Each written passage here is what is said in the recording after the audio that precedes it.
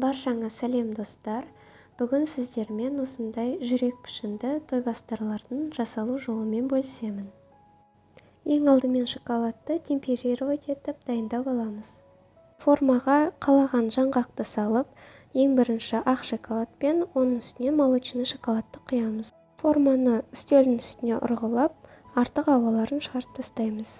Шоколад толықтай қатқанға дейін тоңазытқышқа жарты немесе 1 сағатқа салып қоямыз.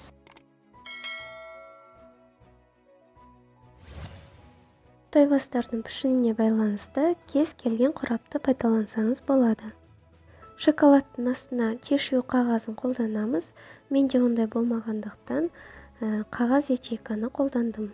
Оның үстінен әдемілігі үшін кондуринді сепсеңіз болады. Осымен біздің жүрек пішінді тойбастарымыз дайын болды. Қорапты жауып, сыртын лентамен әсемдейміз. Достар, менің арнама тіркелуді ұмытпаңыздар. Менімен бірге шоколадпен жұмыс істеп үйреніңіздер. Келесі видеода кездескенше сау болыңыздар.